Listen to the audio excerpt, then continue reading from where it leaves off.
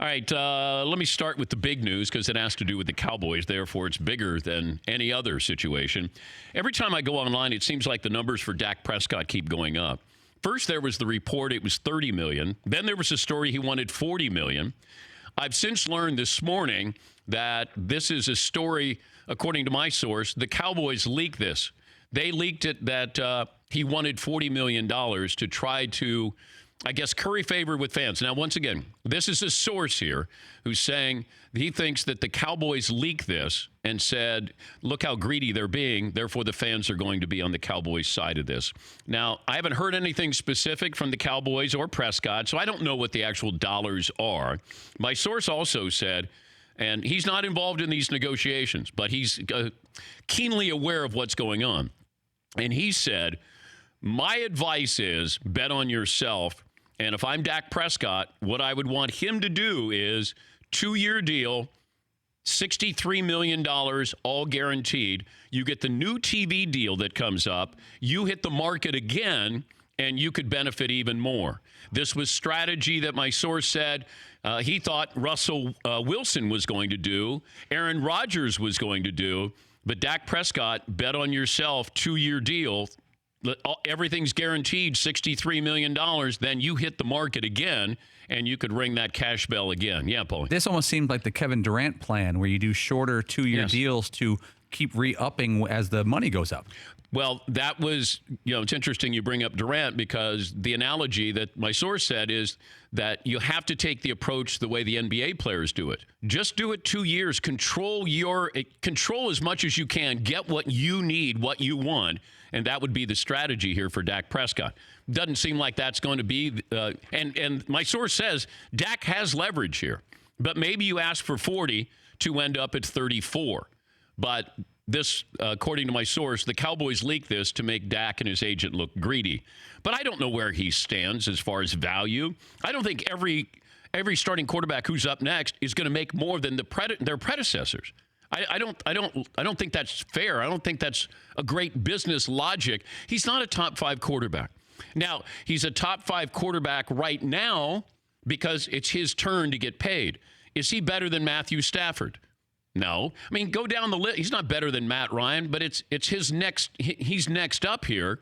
And then Jared Goff is going to be up there. We already know what Carson Wentz got. He's not as good as Carson Wentz. And you start to get into this game of Dak Prescott, how good is he? He's really good and really valuable to the Cowboys. If we put them all, in a lineup and you're just picking your quarterback to start your team, Dak Prescott's not getting picked anytime soon. But right now, he's valuable. He's got leverage. But, the Cowboys got to figure out how to pay all 3 of these guys. But you got to get Dak and Amari taken care of first. And then, how about this? Should your best player make twice as much as your second best player? Because that's what this is going to come down to. Is he going to make twice as much as what Ezekiel Elliott is going to make? But Ezekiel Elliott's actually the best player, ironically. Well, I know what you mean, though. Yeah, but it's the quarterback. I mean, the most important player is still the quarterback on, virtually every NFL team. It comes down to the quarterback. But Elliott's a Hall of Famer, though, right? Ironically. I know, but he's not going to get paid $30 million. So the point is the quarterback is going to get paid, should he get paid twice as much as your second best player. And it might come down to that with Ezekiel Elliott. Is he going to get $16 million a year? He might.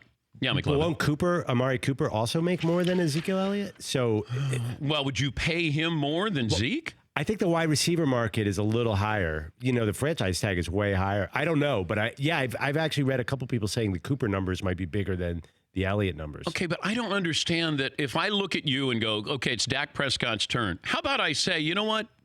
Dak, you're worth $27 million. Not, hey, well, the last guy got, so you have to get this. I mean, it's great if you can do it. I just think it's flawed business logic. If I'm the Cowboys, I just go, no, this is what we're paying you. By the way, Brady got 23.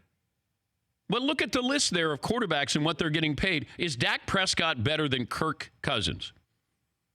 I'd say about the same. Okay. And what's Kirk Cousins? He got 28. Yeah, he got it all guaranteed, though. Now, if you start to run, he's not better than Matt Ryan. He's not better than Matthew Stafford.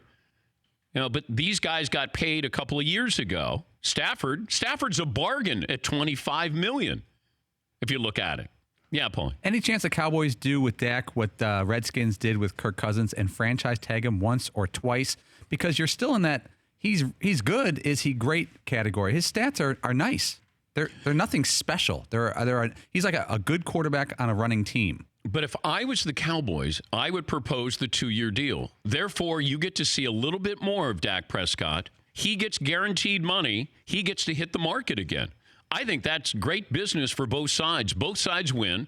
Jerry knows that this year and next year are the two most important years of trying to win this Super Bowl. If my agent called me and said, I've got $63 million guaranteed for 2 years, to pass on that type of life-changing money, that means injury, stinking, whatever, I'm guaranteed $63 million if I just say yes on the end of this phone call. But I would do this if I'm the Rams with Jared Goff. I want to see at least one more year. You played extremely well. We obviously had a disappointment in the Super Bowl, but I'm going to give you guaranteed money. And that's what they want. And you can now have an NBA contract where it's 2 years. You're controlling your marketplace. And then you go back into the market in 2 years. And then you can go, okay, I'm next man up in 2 years. You're going to make a lot more money. And everybody benefits here. For more Dan Patrick Show, tune into Audience Channel 239 on DirecTV. Stream for free on BR Live or download the Dan Patrick Show app.